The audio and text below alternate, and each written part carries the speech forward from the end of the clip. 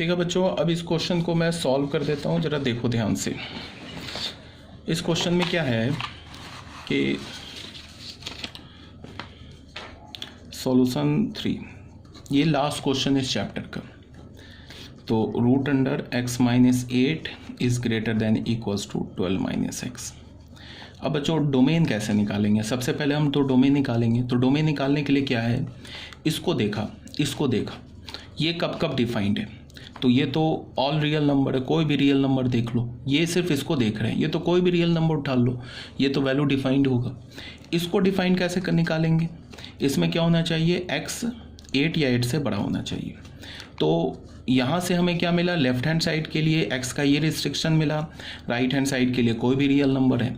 तो ये पूरा एक्सप्रेशन तभी डिफाइंड होगा ना जब लेफ्ट हैंड साइड भी डिफाइंड हो, राइट हैंड साइड भी डिफाइंड हो।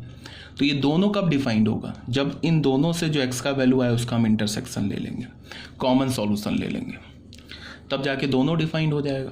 तो इसका और इसका इंटरसेक्शन क्या होगा, x is greater than equals to 8। तो ये हमारा क्या हो गया बच्चों, ये हमारा डोमेन हो गया। क्या हो गया, डोमेन हो गया। तो डोमेन निकाल लिया। उसके बाद हमारे पास क्या लिखा है, root under x minus 8 greater than 12 minus x. अब इसको देख के हम केस बनाएंगे। ठीक है, इसको देख के कैसे केस बनाएंगे वो देखो। केस 1 हमने लिखा, हमने क्या बोला, व्हेन x इज इस पे लेस देन इक्वल्स टू 12 रख लिया। ठीक है, हमने क्या रख लिया, x is less than equals to 12 रख लिया। यहाँ पे केस कैसे बनाया, यहाँ पे हमने नंबर लाइन ले लिया 12 और हमने क्या बोला, x is less than equals to 12। तो अगर x is less than equals to 12 है तो ये बताओ क्या होगा, ये तो हमारा डिफाइंड हो जाएगा, ये भी हमारा डिफाइंड हो जाएगा। ये हमारा क्या होगा, अगर लेस देन इक्वल्स टू 12 तो ये भी पॉजिटिव और 0 होगा और ये भी पॉजिटिव और 0 होगा।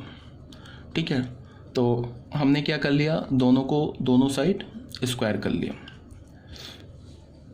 ये बोला है ना 8 8 से बड़ा, ये कब डिफाइंड होगा, 8 8 से बड़ा।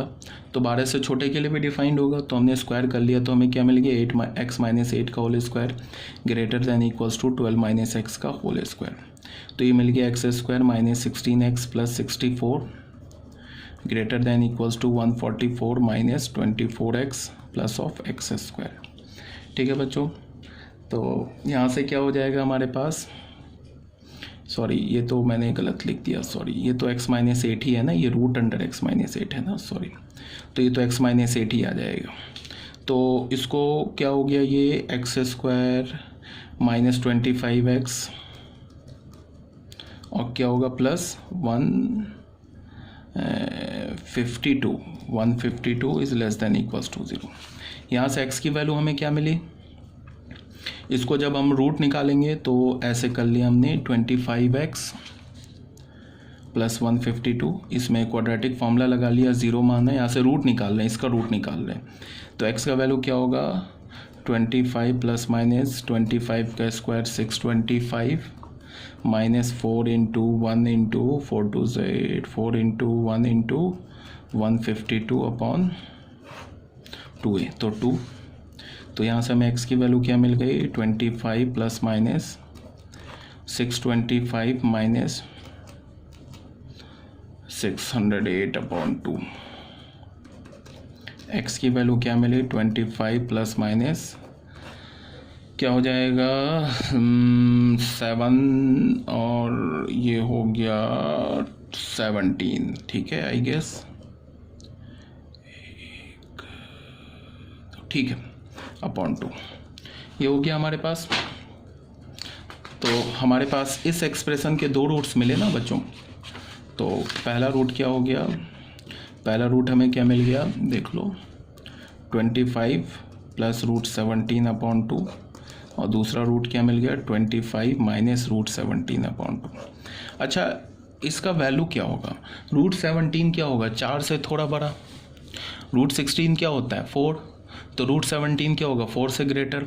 तो ये इसका मैं एक अप्रॉक्स वैल्यू निकालने की कोशिश कर रहा हूँ। तो ये इसका अप्रॉक्स वैल्यू क्या होगा, इसका अप्रॉक्स वैल्यू ये क्या होगा, 4 point something, 25 plus 4 25 plus 4 point something, तो क्या होगा 29 पॉइंट समथिंग।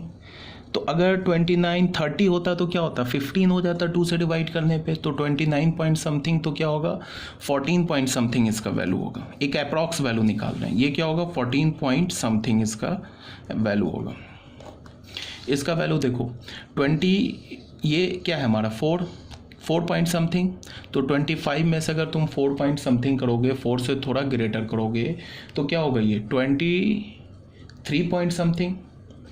25 में 4 सब्ट्रैक्ट कर दोगे तो क्या हो जाएगा 21 हो जाएगा, सॉरी 25 में 4 कर दोगे तो 21 हो जाएगा। तो ये 4 से थोड़ा बड़ा है तो 21 पॉइंट समथिंग इसका वैल्यू होगा। फिर 21 को 2 से करोगे तो 10 पॉइंट समथिंग इसका वैल्यू होगा। ये क्या होगा 10 पॉइंट समथिंग वैल्यू हो जाएगा। ठीक है, बस एक मैं आइडिया ले रहा हूँ, क्यों, बिकॉज मुझे इसको रियल नंबर पे रिप्रेजेंट करना है। हम लोग कहाँ थे, हम लोग इस इनइक्वालिटी पे थे। देखो बच्चों, हम लोग इस इनइक्वालिटी पे थे।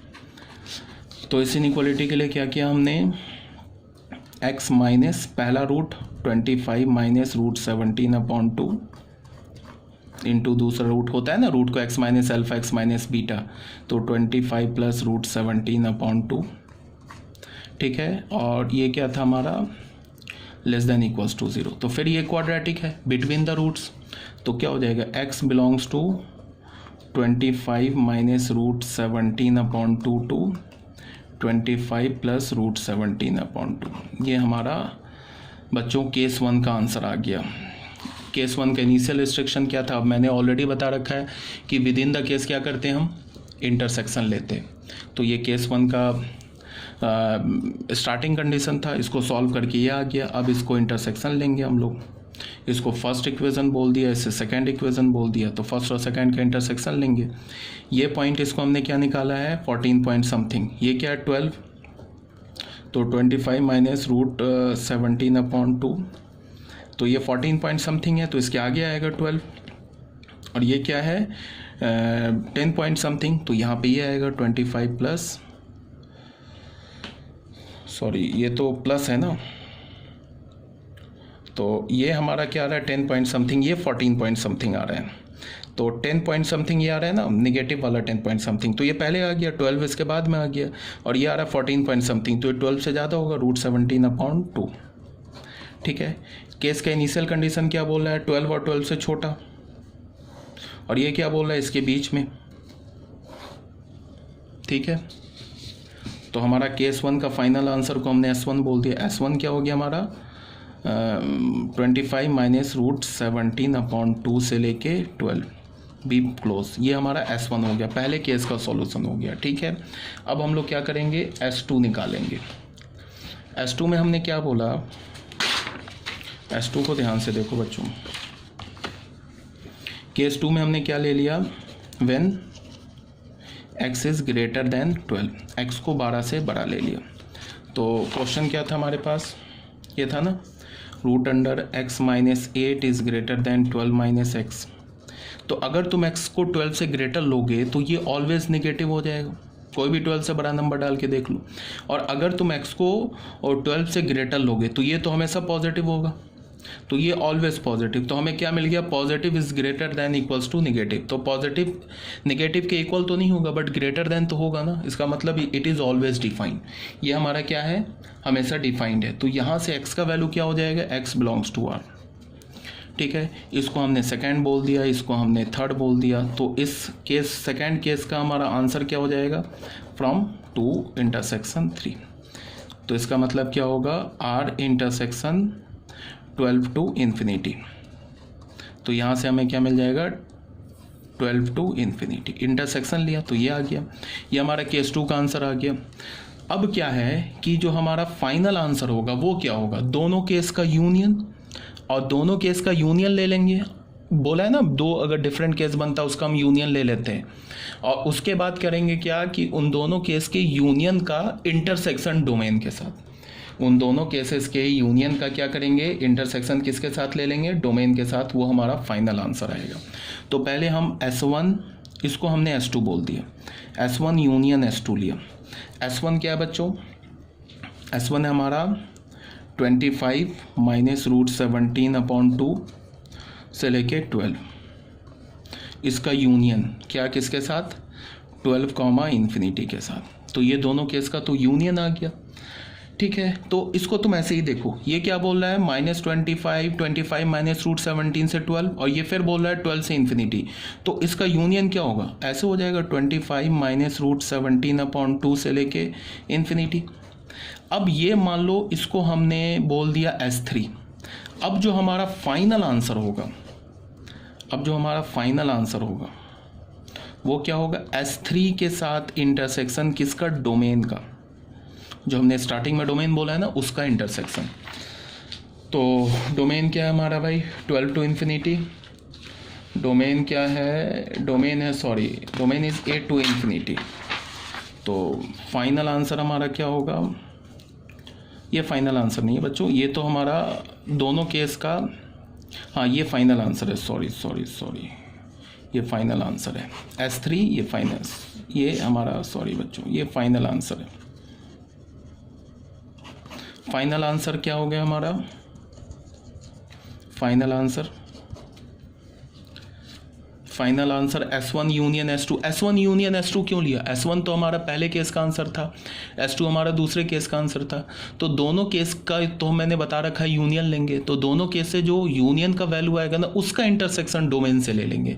बिकॉज डोमेन जो था ना, वो हमारा यूनिवर्सल रिस्ट्रिक्शन था, बिकॉज जो भी x का वैल्यू आएगा वो डोमेन में ही आएगा। बिकॉज अगर डोमेन से बाहर ले लोगे तो वो x का वैल्यू तो क्वेश्चन को डिफाइंड ही नहीं, अनडिफाइंड कर देगा, और डोमेन से बाहर लोगे तो जो फाइनल आंसर आया S3 क्या है, S3 है S1 यूनियन S2।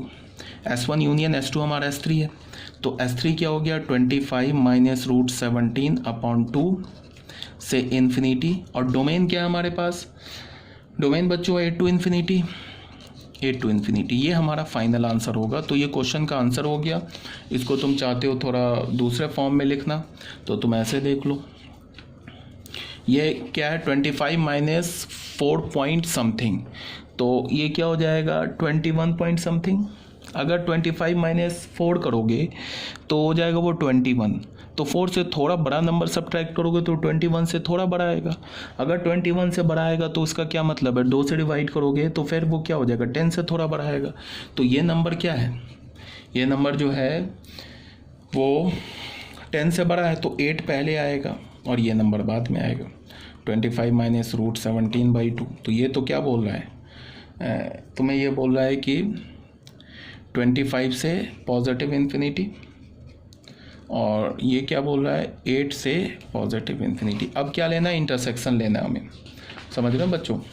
अब इसका हमें इंटरसेक्शन लेना है, तो इंटरसेक्शन साफ देख लो, यहाँ से आगे इंटरसेक्शन है, तो क्या होगा x belongs to 25 minus root 17 upon 2 to infinity. ये हमारा क्वेश्चन का फाइनल आंसर हो गया। क्वेश्चन में मैंने क्या बोला, क्वेश्चन में सबसे पहले मैंने डोमेन निकाला, फिर 2 केसेस बनाए, दोनों केस, पहले केस का इनिशियल कंडीशन और केस को सॉल्व करके जो आंसर आया उस दोनों को जब हमने इंटरसेक्शन लिया तो केस 1 का आंसर आ गया। फिर केस 2 का आंसर निकाला तो ऑल रियल नंबर हो गया। 2 केसेस बने, मैंने क्या बोला, दोनों केस का यूनियन ले लिया तो उसको हमने S3 बोल दिया। अब जो दोनों केसेस का यूनियन मिला उसका इंटरसेक्शन फाइनली हम डोमेन से लेंगे, तो डोमेन से जब इंटरसेक्शन लिया तो ये हमारा फाइनल आंसर आ गया। तो आई होप आपको ये क्लियर होगा। ये लास्ट क्वेश्चन था हमारा जो हमने सॉल्व कर लिया। अब तुम्हें करना क्या है कि घर पे जब तुम ये वीडियो देख लोगे ना, तो ये जो जितने भी क्वेश्चंस करा रहे हैं ना, इन सारे क्वेश्चंस को तुम एक बार सॉल्व खुद से करो, ठीक है। ये नहीं कि वीडियो देख के छोड़ दिया। वीडियो देखो। मैथ्स में होता है सबसे इम्पोर्टेंट क्या होता है, हमारा जो माइंड है और हमारा जो हैंड है, इन दोनों जब तक दोनों इकट्ठे काम नहीं करेगा तो हमारी अंडरस्टैंडिंग नहीं बन सकती है। हाथ भी चलना चाहिए और दिमाग भी चलना चाहिए। सिर्फ देख के तुम कहानी याद रख सकते हो, मैथ्स को याद नहीं रख सकते हो। अगर तुम्हें कोई स्टोरी सुनाया जाएगा ना, तो तुम अगर उसको सुन लोगे या फिर तुम उसको अगर स्टोरी को पिक्चर में करके दिखाया जाए, कोई मूवी दिखाया जाए, तो तुम मूवी याद रख सकते हो। कोई अगर तुम्हें स्टोरी सुनाया जाए तो स्टोरी याद रख सकते हो, बिकॉज उसके लिए क्या है, सिर्फ अगर दिमाग काम कर रहा है तो याद हो जाए। मैथ्स तुम सुन के देख के याद नहीं रख सकते हो। याद रखना, जब तक तुम मैथ्स को लिखोगे नहीं, जो क्वेश्चन आता है ना, तुम्हें कॉन्फिडेंट हो, नहीं मुझसे हो जाएगा, कॉन्फिडेंट हो। 2 महीने के बाद अगर तुम उसे प्रैक्टिस नहीं करोगे ना, 1-2 बार सॉल्व नहीं करोगे, 2 महीने के बाद उसको सॉल्व नहीं कर पाओगे। तो जितने क्वेश्चन दे रहा हूँ तुम्हें, इसको तुम खुद से बैठ के लिखो, घर पे समझो। कोई डाउट हो तो डाउट को अपना नोट रखो, नोट रखने के बाद जैसे ही हमारी क्लास हो उसका तुम फ़ोटो क्लिक करके सेंड करो, अपने डाउट पूछो, ठीक है। फिर ये हमारा चैप्टर कंप्लीट हो गया। अब ये तुम करोगे क्या, कल तुम्हें वीडियो मिलेगा तो वीडियो डाउनलोड करोगे, तो कल भी हमारी जो क्लास होगी ना, वो क्या बोलता हूँ कि सेट स्टार्ट नहीं हो पाएगा। उसके बाद फिर हम लोग परसों से सेट स्टार्ट करेंगे, ठीक है। सेट थ्योरी स्टार्ट करेंगे। एनसीईआरटी के लिए मैंने तुम लोगों को ऑलरेडी बता रखा है कि कोई ये नहीं होगा, तुम्हें एनसीईआरटी के क्वेश्चन सॉल्व करने हैं, और जो मैं थ्योरी दे रहा हूँ उसको सॉल्व करो, और आगे तुम्हें मैं बुक भी रिकमेंड करूँगा, ठीक है। प्रीवियस ईयर ऑलरेडी बोल रखा है कि पहले 10 साल के, पिछले 10 साल के जेईई मेंस और जेईई एडवांस के प्रीवियस ईयर अभी सॉल्व नहीं करो, बिकॉज अभी सॉल्व नहीं होगा, बिकॉज अभी तो हमने पहला चैप्टर स्टार्ट ही नहीं किया, अभी तो ये सब हम लोग बेसिक मैथमेटिक्स ही पढ़ रहे हैं, ठीक है। तो लेकिन प्रीवियस ईयर अपने माइंड में रखना, प्रीवियस ईयर तुम्हें सॉल्व करना है, एनसीईआरटी सॉल्व करना है। उसके बाद भी जैसे जैसे आगे बढ़ेंगे मैं बुक भी रेफ़र करता जाऊंगा और बताता जाऊंगा कि इस बुक से तुम्हें क्या पढ़ना है। जो मैं नोट्स बोल रहा हूँ, दे रहा हूँ तुम्हें, ये बहुत इंपॉर्टेंट है, और जो मैं तुम्हें क्वेश्चन दे रहा हूँ, जो क्वेश्चन करवा रहा हूँ, ये बहुत इंपॉर्टेंट है, इसको तुम याद रखो, ठीक है।